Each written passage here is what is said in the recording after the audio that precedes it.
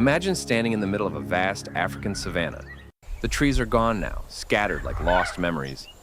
Wind whistles through tall grasses. There's no place to hide, only the open. And yet, out here, early hominins were learning to become something more. This is not the world they were built for, but it's the world that would reshape them. The forest gave security, shade, cover, a quick escape. But in the grasslands, early humans were exposed.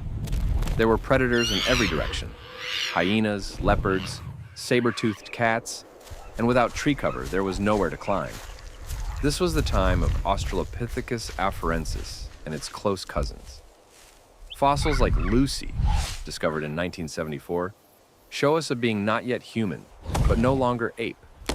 Bipedal, small-brained and clever enough to adapt, Australopithecus walked the line between prey and survivor. In an environment like the savanna, vision became essential. Bipedalism elevated the eyes, letting them scan over the grasses, pick up movement, or track animal paths. Even more importantly, it freed the hands, and hands were becoming something new. They weren't just for climbing anymore. They began to carry food, sticks, stones, whatever could be useful. Tools weren't fully formed yet, but the seeds of function had been planted. Hands became the test ground for intelligence. Let's clear something up. These hominins were not chasing down gazelles. They didn't have spears or tactics or speed. They were, above all, opportunists. Scavenging may have played a critical role in early survival. Fossil sites like Buri in Ethiopia show cut marks on animal bones that suggest stone flakes were used to scrape meat from carcasses, perhaps those left behind by lions or hyenas. It wasn't glamorous, it was risky. But the calories from marrow, organs, and meat scraps were nutrient-rich and crucial for brain development. This was survival by patience and courage. Approach a carcass, listen for the hyenas, watch the skies for vultures. Then move fast. Around 3.3 million years ago, something remarkable happened. At Lomekwi in Kenya, archaeologists uncovered stone tools, older than any Homo species. These tools weren't elegant. They were heavy, crude, and made by smashing one rock against another. But their purpose was clear: breaking bones, slicing meat, or chopping plant matter. These weren't weapons, they were solutions. And they signaled a shift. Early hominins weren't just surviving. They were altering their environment to improve their odds. Fire would come much later, perhaps around 1.5 million years ago, or even more recently. But even before its mastery, early humans likely feared it, watched it, and maybe even used it from nature. Lightning strikes, wildfires, smoldering wood, the landscape burned, and with it, the scent of cooked flesh may have drawn scavengers, including our ancestors.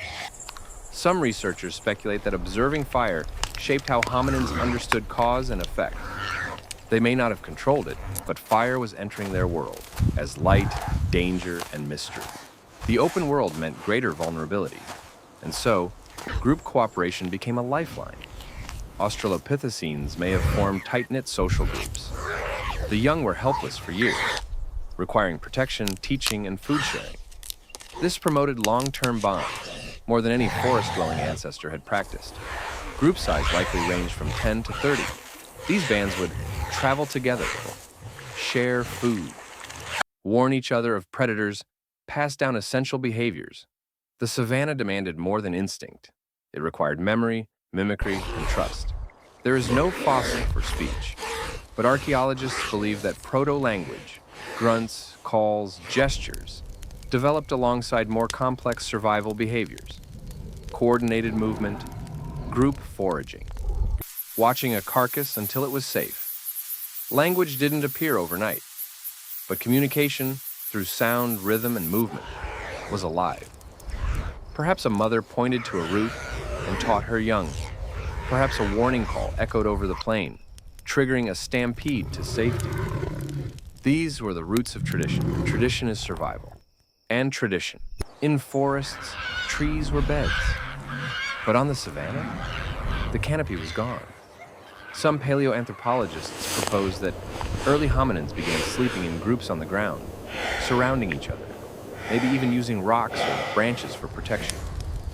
Night was the most dangerous time, but it was also when bonds grew, when the firelight, if they had it, flickered and stories began to form. By sleeping together, they made themselves stronger, not physically, but socially. There were no guarantees. Many hominins did not survive. Some lineages, like Paranthropus, died out, but Australopithecus endured, and some of them gave rise to a new genus, Homo. What made survival possible? Not strength, not dominance, but adaptability, memory, and a growing ability to shape the world just a little. So how did early humans survive 4 million years ago? When the forest disappeared and the grass grew high, they didn't conquer the land, they listened to it. They scavenged when they couldn't hunt. They mimicked when they didn't understand. They gathered in small groups, and over fires they couldn't yet control, they passed on what they knew. Piece by piece, gesture by gesture, they built the framework for humanity. The next chapter will bring something even greater: mind over nature, innovation, intention, and the shaping of destiny.